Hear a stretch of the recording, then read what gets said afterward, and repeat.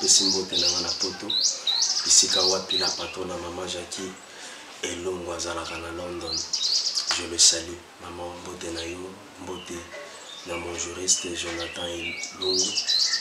Je dis aussi bonjour, Mbote, comme on dit na Katia TV, Mbote bonjour. Ceux qui osent m'emmener et Lingala, tu dois comprendre que nous sommes en direct de Kinshasa. Et on te le dit Mbote bonjour. Mbote bonjour nanga. Naya Rebecca Elongo. Mbote bonjour nanga. Na mon prophète Eli Elongo na London. Je n'oublie pas Oyanga maman. Notre tête la qui est ma fou, mais maman Béatrice Lofanga, qu'on a na Boston, Angleterre. Maman Mbote na yo. Yo yebita la ramon na samusala. Tikanga na samusala ngani na mesana. Ah maman Béa.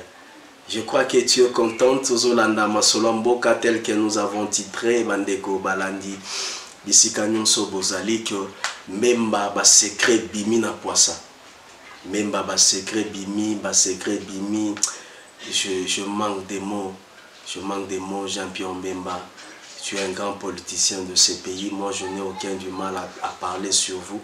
Mais c'est les images que nous allons relayer. Images yo bandeko balandi zaka moko ya bato balandaka masolo mboka. Si c'est la première fois au landa biso, na sengi na yo cliquer sur s'abonner, s'abonner directement pour okoma ya biso et émission na biso ezaka ba dossier to présentaka, za ba dossier à caractère social na politique ya RDC, to présenter dossier, to analyser ensemble, to zeli commentaire na yo, to critiquer biso nyonso pour que c'est une émission qui vient pour réveiller, c'est une émission à réveil. Il y a des Congolais dans la diaspora, ici, à Kinshasa, en Afrique et partout d'ailleurs. Les émissions, ils ont un plaisir, c'est une émission vraiment, vraiment 80% politique, 20% sociale. Regardez, monsieur Ben Kaban, tout nous présente en haut, étant que votre humble serviteur. Nous sommes en direct de la PRGT, PR TV. Abonnez-vous. Abonnez-vous quand on est dans le lobby. Dans l'émission d'aujourd'hui, nous avons présenté nos vidéos. Vidéo est une menace à l'égard de M. Mbemba. Il est menacé par le diaspora et puis il va dénoncer quelques vérités où il faut tout l'en ensemble comme ça na sima. Naya na nous mécanon ko commenter et nazo c'est la réaction na yo dossier na yo poto panzango. Vraiment Régis, si vous êtes en accord avec moi, si vous êtes en harmonie, beaucoup balancer les images comme ça je reviens tout de suite pour tout commenter ensemble dans Maman Jackie Elongo des Progrès Place à Londres.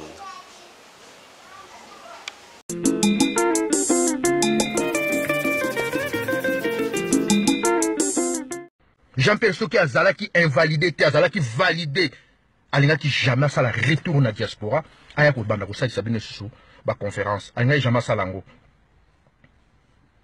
Makambo Jean-Pierre Asala na Équateur, Makambo Jean-Pierre Asala na Ituri, Makambo Jean-Pierre Asala na Ouganda, eza ebele soki tolobi to banda ko étaler yango, Jean-Pierre Moutaoyo ke suswazati, Jean-Pierre tozana ba dossier na yo kutu ya usakanati.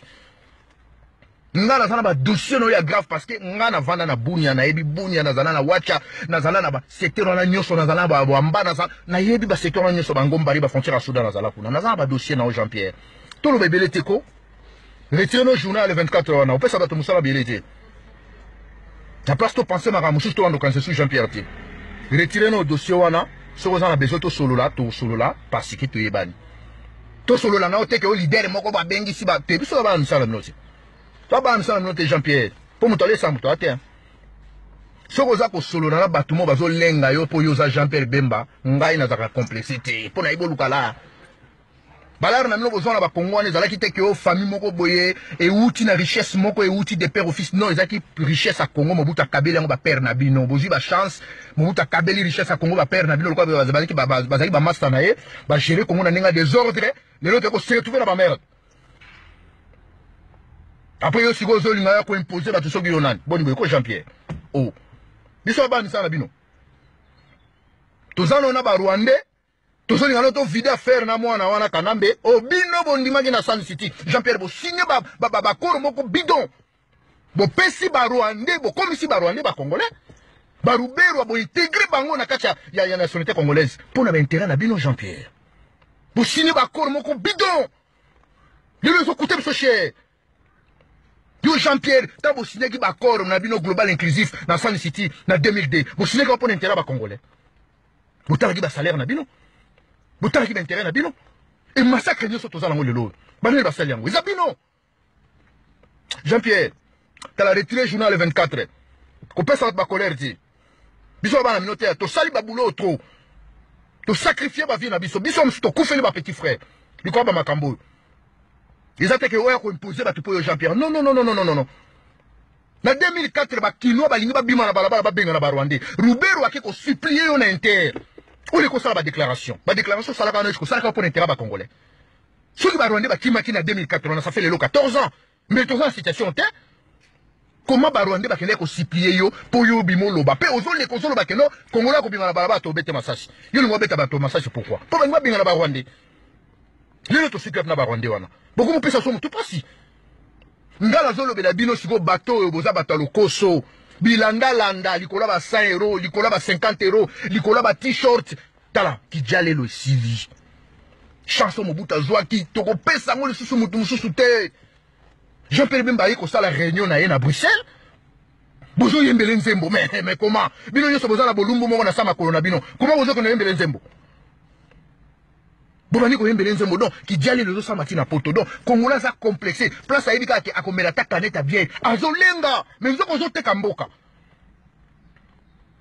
Jean-Pierre bo signa ba corps moko bidon na Sun City bo cédé ma belle pa ba Rwandais comment bo kende ko zo défense et sécurité en mboka bo pesa ngo mutu lokola Ruberwa bino ba Congolais bo luki kaka o ngala za nga chargé à finance mususu akiko lukaso olenga nkoina oyo azana prison nani o ki encore mususu nani o soki na jomi Olenga koy azo signé bakor na peignoir na couloir ya hôtel olenga koyo lelo ba Rwandais bazo seka olenga koy abima na peignoir na bolumbu nyoso abina ko signé bakor ali na salle kaka beka ko miroiter bino ke bakor moko signé mais nzoko ba signé bakor na bango déjà na ba couloir d'hôtel na ba chambre d'hôtel ba ko signé bakor global inclusif na ba Rwandais et pour na ka ba légitimer yango ba na salle ba vandi soi disant to signé bakor mais botika no biso boyko Jean-Pierre Bopesi so musale belé bino ba mususu kutu bo profiter na mbongo Congo bolé yango depuis bosana mama bino ti bokoli na mbongo na boyo kila tape plan na ma ko Jean-Pierre biso ba mususu kutu le to za ko se pomoler pona makambo aussi là to profiter na biso na mbongo Congo ti oko manipuler batunde mona ta biso CCDPP to boyi Jean-Pierre o sale loko noti Jean-Pierre eloko na ngana biso ngwana soki o continuer na koya sikona ba dossier na we ya bien parce que na yebi ba cop nyonso bosala na petit frère Museveni ba dossier nyonso oyo bosali na Ituri ba cop na nyonso bosala na Beni ya ba café na ya ba bois na yebi yango ba réserve d'or nyonso oyo ya Kilomoto oyo Museveni na ndeko ne ba bande ko binisa butu na yebi yango Jean-Pierre Bablo mususu to ngito talango pa ba congolais et au scandale ba to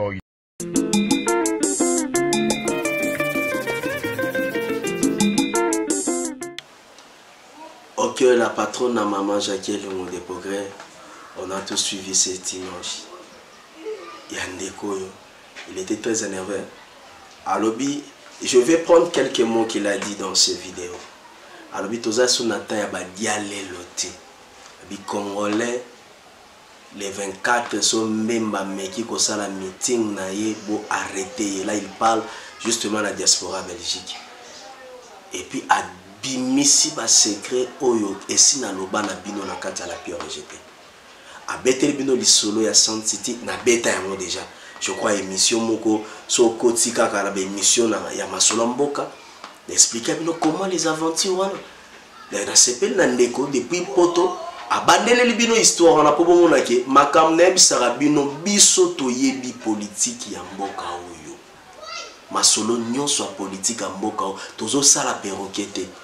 Mais on est en train de mettre le point sur les i. Il vous a expliqué. J'ai aimé à rappeler Bino ce que nous avons vaincu en 2004. Quand on a eu une aventure dans le référendum. D'ailleurs, j'ai aimé parce qu'il a précisé une chose. Comment Roubé Wakena Koluka Jean-Pierre Bemba na hôtel abonde là pour aya ko empêcher. Bandeko Balandi, nous avons rappelé Bino que quand cette histoire là s'est passée, nga nazala qui n'a première licence. Na l'université de Kinshasa. J'étais parmi les étudiants Oyo. Tous ceux qui mobilisés dans une équipe pour marcher contre le référendum. Parce qu'il y avait des choses où même ils ont créé maladie, la constitution Oyo. oyo bango basangani lelo na Genève qui est président au barotia alongola biloko wana na kata constitution pona ba intérêt na bango. Jean-Pierre Mbemba, quand nous les étudiants quinois à cette époque ton ato téléma pour tout de Miramambo, qu'est-ce que tu as fait? Quand ton ato téléma pour tout benga na ba Rwandais, parce que ce n'était pas seulement pour la mambo référendum, on avait aussi l'esprit de chasser les Rwandais, ba Rwandais bazonga. Yo Moutozalaki ministre en charge de la finance et budget. Yo talaki mambo bon, yo talaki mambo sécurité, ozaki chef d'état-major. Mais on a tenu militaire au Lekana RTNC. Maman, je vais reléguer. Nazoloba même comment tu as dit à Lingala. Maman, bopeki sa banana bino oya ko bima nanzela ko kutana nangana ko bete masas. Les jours là j'avais écrit même Kokoma Mobutu. Les lorsque beaucoup ça n'a pas congolais baby politique comme messieurs. Ces histoires n'ont plus de place dans ces pays. Na sepel na ndeko mona poto na malubanyo solobi j'aimais c'est la résistance contre Mbemba, c'est ça le titre. Bah ça est déjà groupe mon résistance bah ko résister l'autre na suka. Et moi je demande na ba congolais baza conscient to résister na l'autre na suka. Bah boké tu premier ce sont les gens qui sont qu'on utilise pour la tenue militaire. Boké tu osala soldat de Péjon. Yo ça jamais soldat. Mais on te voit en tenue militaire et vous écrivez Maseki. Vous grimacez qui? Congolais? Mobutu nda dominara biso to komisara nzambe na Congo. À part Mobutu, moto moko tako ya bobimba. Ni IDPS, ni MLC, ou nani, azate. Et puis na sepela ki na réaction, ya ba combattant IDPS. Ba pesi na UNC. Surtout ya IDPS. Pour na IDPS, na UNC balobaki avec politesse. Paix douceur. Mais na IDPS baba na Félix Soko résister to longolio. To sali congrès musu to tie président musu. Voilà ce qu'on a besoin na kata mboka o. To do mutumo biso to ko tia au président okoko ma jamais nzambe na biso car le pouvoir appartient au peuple, pour le peuple et par le peuple. Mais bino boira la l'esprit à Mobutu, c'est impossible. J'aime encore une chose on de Gualobi. Abi même bino boa famille Mobutu Kabila bino mbongo. Hein pour papa bino za camarade na ye. Bo gérer Congo na nenga mabe Zaïre à l'époque. Bo nyoko li bato. Webi musalo sala na sibe Zaïre. C'est au moins bato ebele ba uti ba mboka batondi si Kinshasa, ba yebi na ba makambo eleka na Kinshasa te. Quand nous vivons, on a vécu ça na kati ya ville à Kinshasa, toi ba petit pour biso to poli na kini, toi ba kinois. Ebele ba uti na ba mboka, ba yebi na ba histoire te, uti na ba bilanga ya Kinshasa, lingala e sukwami mwa bien. Utokoti na kati ya loyenge ya boza kokomema ba masse oyo bana maîtrise à mambote. Mais c'est même pas qu'est-ce que tu as fait dans ta Sibezaï. Bouino webi mambosé na Sibezaï. Na mauvaise gestion na la République pour gérer gito. Non. Bible zolo ba que si on est fidèle dans le monde des choses, on le sera dans de grandes choses. Là on a repéré sa confiance. On ne peut pas jamais faire confiance dans le quoi. Nous voulons un Congolais compétent de Jembokao. Bon, c'est ressaisi que l'opposition gagne les élections. Mais on a souhaité ce que l'opposition doit gagner l'élection. Et ça l'opposant où il y a 2 ans. Parce qu'avec 2 ans, combien de recettes automobilisées dans le budget de l'État? En fait, le budget par rapport à la Constitution est voté pour 5 ans. Une année plutôt, le principe de l'annualité budgétaire, c'est 1 année. Mais le mandat est pour 5 ans. Je m'explique. Maintenant, pour le budget de 2 ans, tu as inséré dans l'organisation, il y a des élections. Bandeko Balandi. Dans quel pays? C'est ne pas avoir les soucis des Congolais. Je veux qu'on soit tous ensemble, qu'on ait le même esprit. Ceux qui bandeko bako benga na sur na téléphone, to yokana. To sa eloko malam, to respecter constitution oyo. Pour ça, nous avons la constitution. Mais même pour téléméla la biso tant biso betida to téléméla la constitution. Les lois moi supplie à le niquer. Les lois biso ne to remonter les mélabino. Il y a un moni balobi, c'est lui qui sème moissonnera. Moi j'ai fait étudiant à cette époque là. Les lois siko yubino bo sanga na bo la constitution. oyo biso tolinga totelemela bino bosobe imposer biso yango olaka biso kobeta biso masasi na nzela. Tu veux changer ça pour la nini? Pour la subordination des témoins. Mais c'est vrai, au corrompa qui? Au corrompa qui? Bateau au corrompa qui bazali. Maître, bon, je ne vais pas citer le nom des gens. C'est la corruption. Un président qui sait corrompre pour chercher une raison. Il y en a au DG comme il va corrompre tout le monde. Voilà. Je mets fin à cette émission.